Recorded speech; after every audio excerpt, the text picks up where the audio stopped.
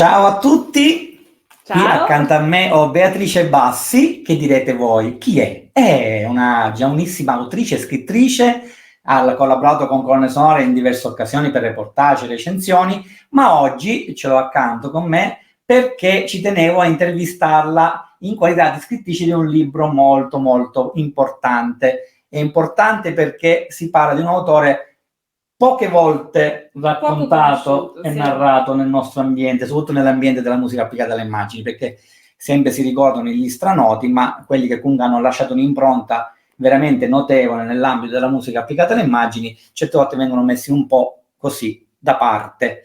E parliamo del padre del neorealismo dal punto di vista proprio della colonna sonora, della musica, colonna musicale meglio. Beatrice ha realizzato questo libro, lo facciamo vedere, TAC, pre-neorealismo di Renzo Rossellini, prima di Prima Città Aperta.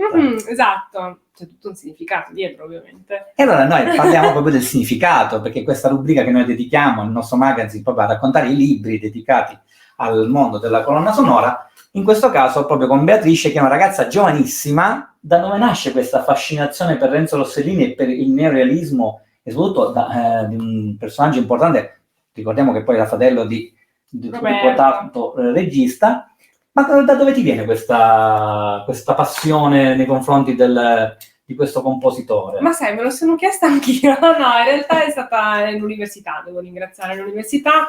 Io ho studiato musica e spettacolo alla magistrale, che è un bellissimo corso di laurea della statale col conservatorio, dove appunto abbiamo anche analizzato molto i film e comunque la colonna sonora ovviamente delle varie pellicole che abbiamo analizzato.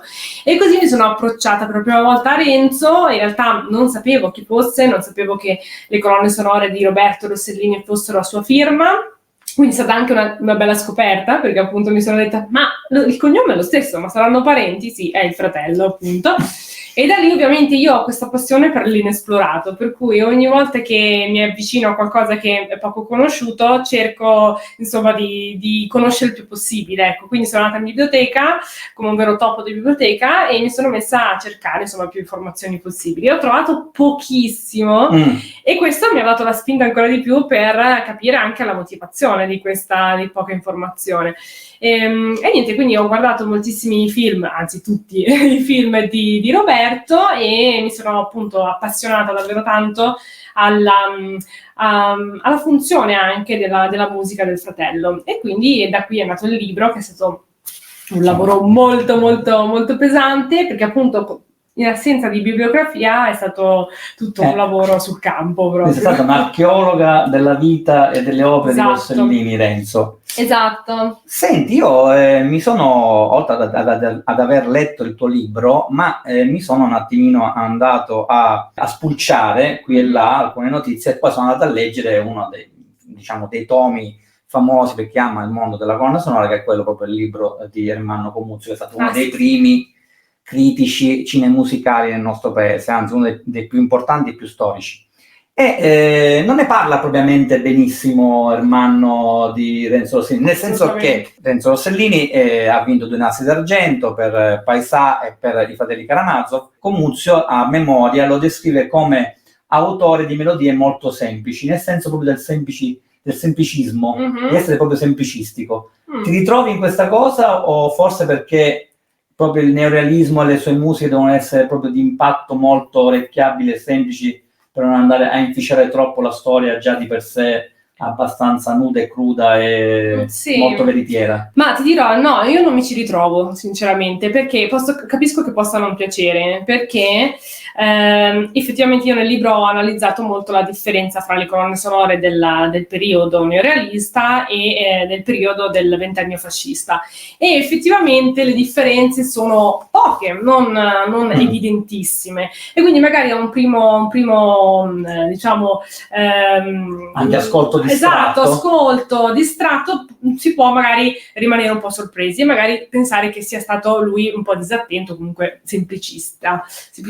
classico, però in realtà io non credo assolutamente che lui sia nella sua composizione semplicistico, perché lui utilizza un'orchestrazione molto complessa in realtà.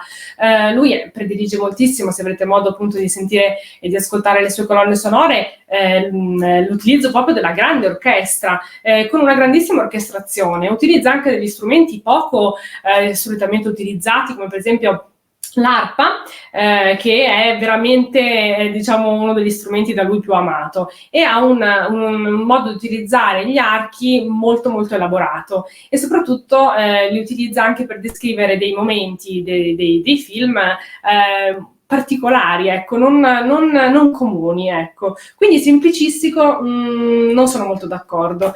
Dall'altra parte capisco che magari Comuzio si stava riferendo più al fatto che non si sia evoluto, ecco. Si è rimasto sempre sulla sua, esatto, sul suo stile, i suoi stilemi erano quelli lì. Sì, e nonostante invece magari nei film neorealisti magari ci si aspettava magari una colonna sonora un pochino più all'avanguardia, un pochino più aderente alle immagini, mentre invece come vedrete, ecco, come potrete ascoltare, effettivamente rimane molto simile ai film precedenti del ventennio fascista. Sì, anche perché poi Rossellini ha vissuto sia il pre-bellico che il bellico che il post-bellico della musica applicata. Sì. Cioè, ha mantenuto il suo modo di approcciarsi al filmico. Sì. Però magari forse, come dicevi tu, e come magari sottolineava Comuzio, non si è evoluto in tal senso. Anche se in alcuni momenti Comuzio dice che c'è un grande rispetto di Renzo Rossellini dei silenzi. Sì, questo è vero. E poi un uso anche, sì, parco, però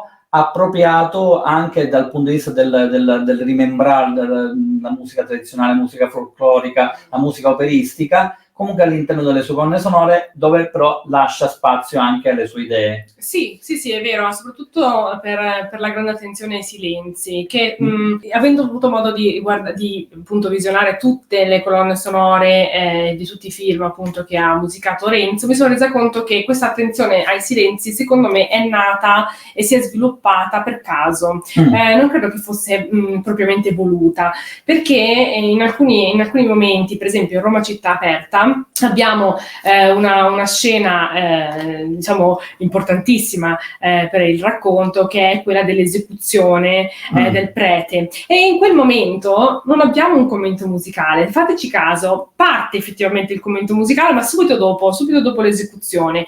Secondo voi questa era voluta adesso, questa sua diciamo lasciare il silenzio durante una scena così importante?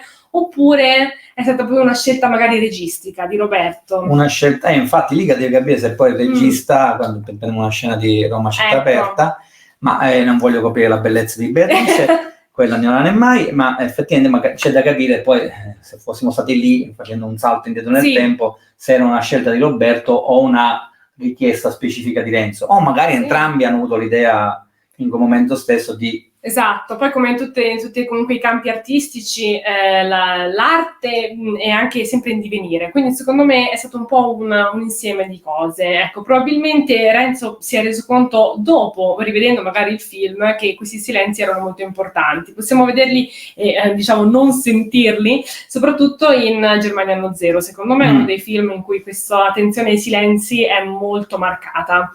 Probabilmente comunque il fatto che regista e compositore si parlassero molto non era dovuto solamente al fatto che fossero fratelli, quindi ovviamente che comunicassero molto probabilmente, ma che lo stesso Renzo, e come lo dice lui stesso tra l'altro nel suo libro Pagine di un musicista, ha imparato moltissimo dalla dimensione cinematografica, anche per la sua diciamo arte e per la sua composizione più classica, ecco, perché Renzo ha sì composto colonne sonore, ma lui comunque nasce come compositore classico, per cui ha composto tantissimi... opere, balletti, Esatto, sì, musica da camera, sì. assolutamente tutto, diciamo, l'iter classico di un musicista, di un compositore, esatto.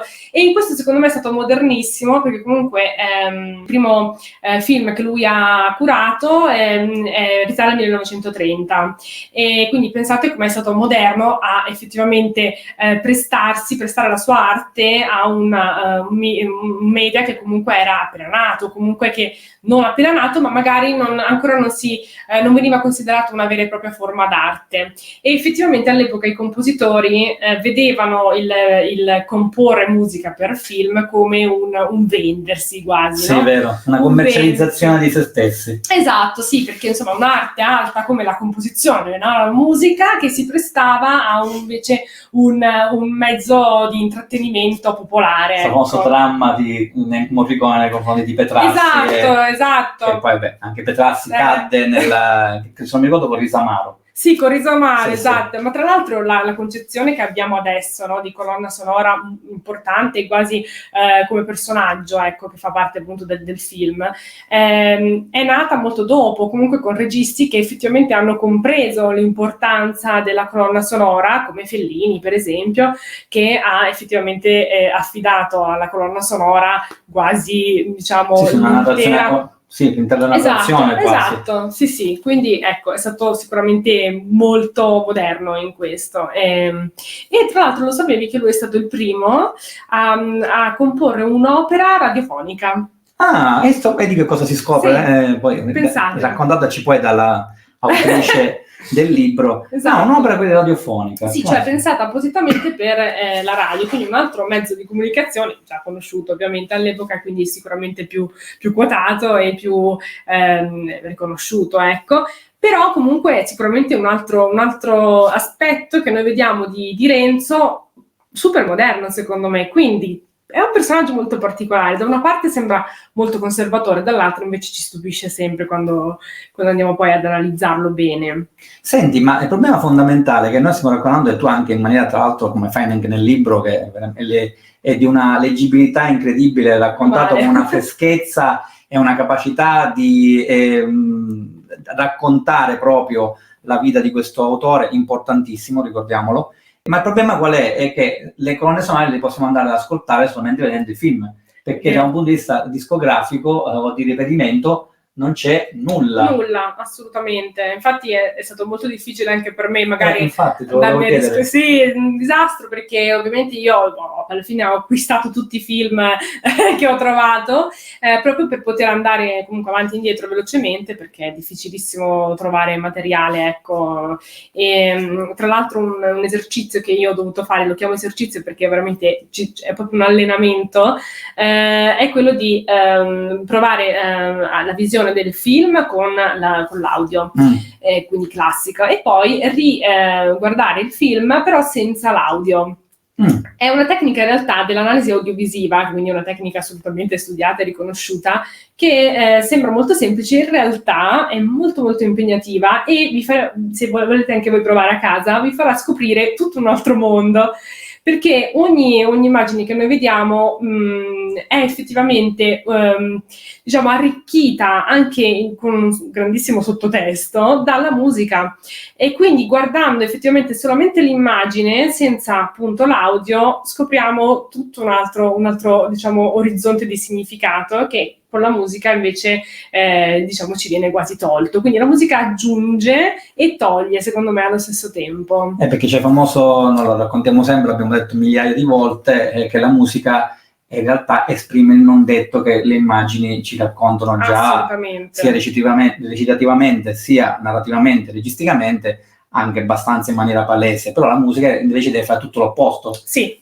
o va contro o va a favore, ma comunque deve raccontare quello che le immagini non lo raccontano, se no diventa didascalico. Come la sequenza del Dottor Stranamore, no? Ecco, quella io lo amo veramente quel film, proprio perché c'è questa quasi straniamente guardando il film, perché abbiamo una colonna sonora allegra, no? We'll Meet Again di Vera Lynn, con la sequenza del bombardamento. Diciamo, no, cosa succede? Ecco, questo in realtà è proprio la modernità, secondo me, fatta musica per film. L'editore è l'Onda? Sì, è Delfino, editore, però l'Onda è la collana. Ok. E un po' come l'hai strutturato, giusto per raccontarcelo anche narrativamente, capitolo per capitolo. Certo. E poi ti faccio una domanda su qual è la tua colonna sonora preferita di Renzo Rossellini. Va bene, allora, guardo il sommario così evito di sbagliare. Allora, La vita sicuramente è il primo capitolo e mi sta anche molto a cuore perché, appunto, anche perché c'è poca bibliografia, tutta la mia ricerca è qui, voi la trovate qui. Quindi è l'unica fonte veramente reale ad oggi. Esatto, e poi sicuramente una cosa che si sta un po' perdendo, ma se noi vogliamo capire veramente il messaggio di un artista, dobbiamo conoscere la sua vita, non possiamo studiare, no, solamente la sua produzione senza conoscere nulla della sua esistenza, perché lui è un uomo effettivamente. Quindi assolutamente un capitolo molto importante, e qui capiamo anche il suo rapporto col fratello Roberto, è un'altra cosa fondamentale della sua vita. Infatti è suddiviso in 2 sottocapitoli: uno è la carriera, il musicista, il compositore, il critico musicale. Vero, perché anche docente, tra l'altro. Assolutamente sì, del conservatorio. E l'altro è i Rossellini, fratelli nella vita e nel lavoro. Quindi qui conosciamo un po' la parte, diciamo, di carriera di Renzo, ma anche di vita privata col fratello e anche il modo in cui lui si è approcciato all'inizio alla musica. Molto molto interessante. Anche bello perché è uno specchio dei tempi dell'epoca. Assolutamente, sì. E poi il secondo capitolo è la cinematografia di propaganda fascista e il pre-neorealismo, che è diciamo il fulcro, perché poi il terzo capitolo è sul neorealismo, firmato Rossellini, però io ho dato molta importanza proprio al secondo capitolo, al cinema di propaganda, perché innanzitutto per me è un periodo storico affascinantissimo e diciamo, l'approccio dei Rossellini alla propaganda fascista è davvero interessante, secondo me, e particolare anche. Perché riuscivano ad essere, diciamo, non contro l'aspetto del momento del fascismo, ma comunque a fare una velata critica. Sì, qui abbiamo secondo me proprio la furbizia italiana proprio al 100%, perché ovviamente il fatto che i 2 fratelli avessero prodotto dei film di propaganda fascista non è passata inosservata successivamente, ovviamente, e quindi tantissimi intervistatori gli hanno posto delle domande, e mentre Renzo è riuscito sempre a sviare perché non era un personaggio molto schivo, per cui è riuscito sempre a non rispondere a queste domande, Roberto invece si è prestato un po' di più e ha risposto quando gli hanno chiesto: ma come mai tu ti sei prestato a certi film, no? E lui effettivamente a malincuore ha dovuto rispondere che comunque ne valeva della sua sopravvivenza come artista, certo. Come poi tutti gli artisti, no, dicono di quel periodo. Ma se voi appunto vi approcciate alla visione dei film di Roberto di quegli anni, vedrete che sì, sono effettivamente film di propaganda, come per esempio La nave bianca, però la propaganda è veramente l'1% dei film. Cioè lui, secondo me, ha cercato in tutti i modi di diciamo quasi nascondere la parte che è obbligata di propaganda e dare molto più spazio al resto, per esempio. I personaggi e le storie. Esatto, cioè noi vediamo nella nave bianca, che appunto io cito questo perché... Ma cos'è il primo film che musica Renzo per il fratello? Che musica Renzo per il fratello, sì esatto. E quindi noi vediamo per esempio appunto questi soldati che sono sulla nave, che sono delle persone normalissime, che soffrono, che non sono contente di morire, non sono degli eroi, no? Che combattono contro il nemico. Poi abbiamo dei momenti in cui effettivamente ci sono magari delle scritte addirittura, no? Tipiche fasciste, comunque vediamo il saluto al duce, quindi non possiamo scappare da lì. Esatto, però sono veramente dei dettagli, sembrano già dei film neorealisti, e quindi questo Roberto proprio ha messo la sua firma già in quei film. Ma c'è su Rai Play un bellissimo documentario su Roberto Rossellini. Può essere, sì, me lo so. Esatto, racconta tutte, ma qualche mese fa l'ho visto, quindi l'avevano appena messo in streaming. E racconta tutta questa parte che tu stai narrandoci perfettamente. in maniera molto minuziosa, però devo dire che perché poi Roberto, a differenza di Renzo, era un tipo molto assolutamente sanguigno, proprio romano.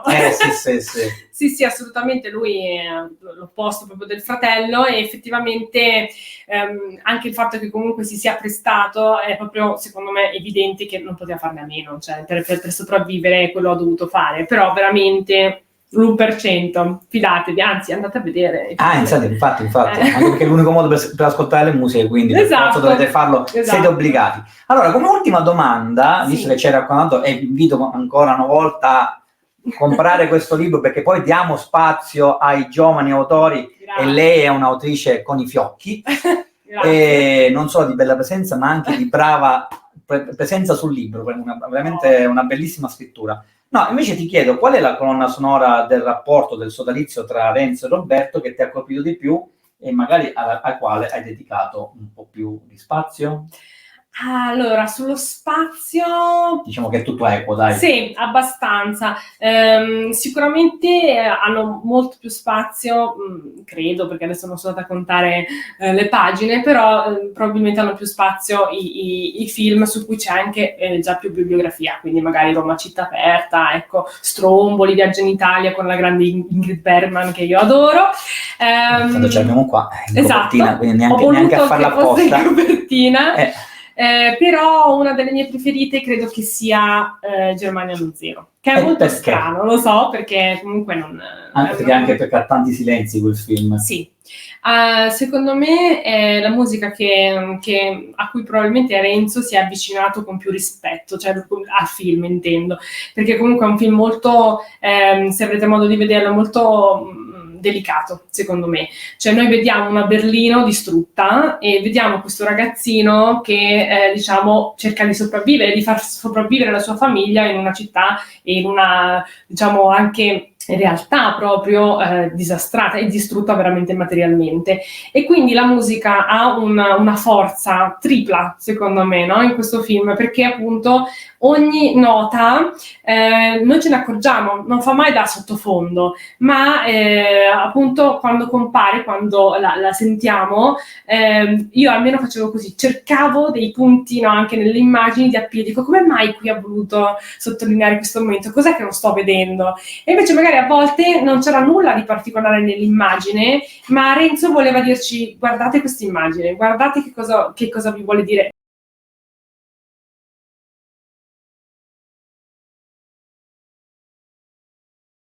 Il film è una colonna sonora che veramente vi rimarranno in testa. Io proprio ho qui scolpito la scena del bambino, Edmund mi pare si chiami, che cammina proprio fra le rovine, e c'è anche una foto, un fotogramma che nel libro, che i brividi.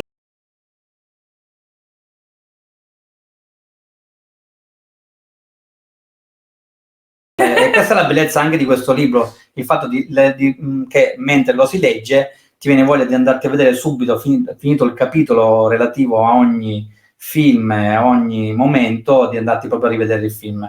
Questo è di Germania allo zero, questo qui, la devastazione in bianco e nero, però diciamo che passa senza coprire Beatrice, ovviamente.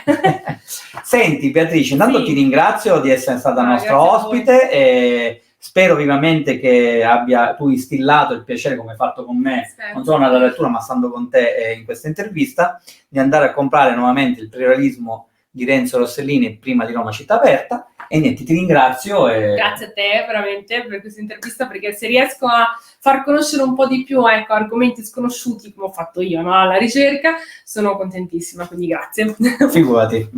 Ciao. Alla prossima.